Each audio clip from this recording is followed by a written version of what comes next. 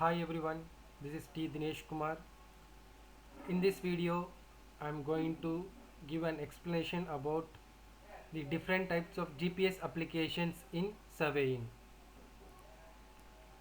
The outline is that we'll start with an introduction, the static GPS baseline types, real-time kinematic RTK observations, continuously operating reference stations which we call it as CORS, GPS land survey instruments, the advantages of this surveying methods and the disadvantages. To start with the introduction, land surveying involves gathering information about the positions of certain points as well as the angles and distance between them. Through the use of certain instruments, surveyors can create maps, establish property lines, and gather important information for architects, engineers, and developers. The accuracy of land surveying measurements is dependent on the quality of instruments used to gather the data. With the invention of GPS technology, land surveyors are now able to make complex calculations more quickly and accurately than ever before. The GPS survey equipment makes it possible to obtain location, distance, and height measurements almost instantaneously. The only requirement is that the instrument has a clear view of sky to receive signals from the GPS satellites clearly. When used properly, GPS for land surveying offers the highest level of accuracy and is much faster than conventional surveying techniques. The different types of GPS land survey equipment are used for different purposes, though there are three methods of GPS measurement mostly used by the surveyors. These are an example of a GPS surveying instrument. So this is a GPS surveying instrument which is being monitored by this car whichever is present. Here we have the antennas, and this is another example of GPS land surveying instrument. The three important points that the land surveys uses is that the static GPS baseline. This method is used to determine the coordinates for survey points by simultaneously recording GPS observations over both a known and unknown survey point for at least 20 minutes. This data is then processed to determine the coordinates within 5 mm accuracy. In real-time kinematic observations, one receiver remains open over a known point which we call it as base station, while the another receiver moves between different positions which is the rover station. Using a radio link, the position of the rover station can be calculated within a few seconds, ensuring a similar level of accuracy to baseline measurements as long as they are within 10 km of the base station, which is an important property of the RTK observations. In continuously operating reference stations (CORS), a survey grade GPS receiver is permanently installed in a particular location as a starting point for any GPS measurements in that particular area. So the GPS survey equipment can collect field data and combine it with the CORS data to accurately calculate positions. GPS contributes to the monitoring of the earth, where during any emergencies like floods we can monitor how much amount of abundant water is present in the urban areas or in the rural areas, which is shown in this. And during any landslides or earthquakes, how much amount of damage is being done, what is the geographical region that can be monitored. The volcanic eruptions, its density, its moisture, its atmospheric conditions can be monitored easily.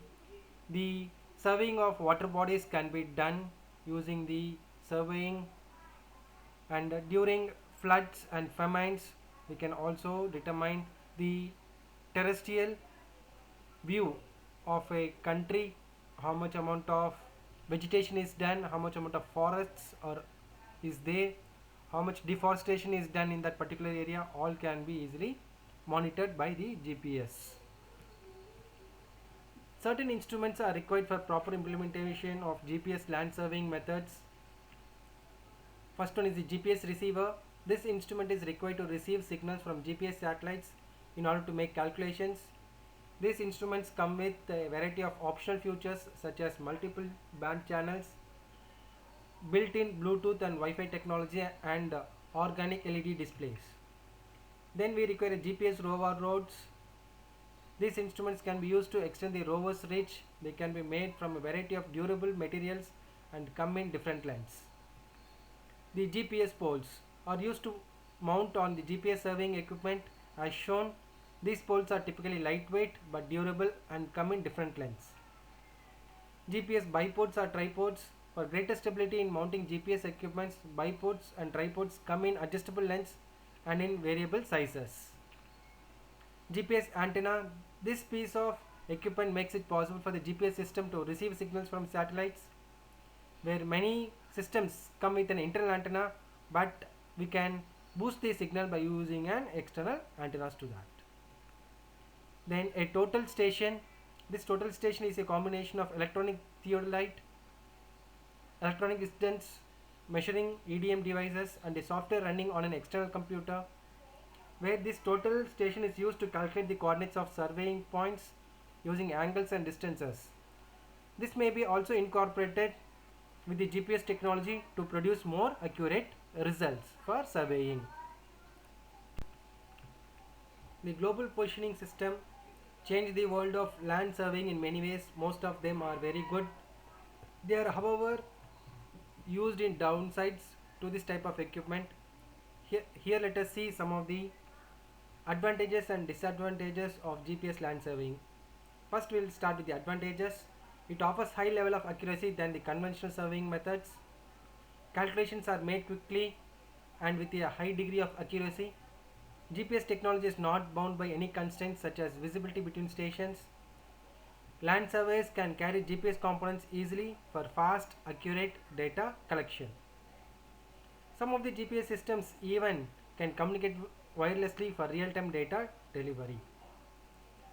The disadvantages are GPS land surveying equipment requires a clear view of the sky to receive satellite signal.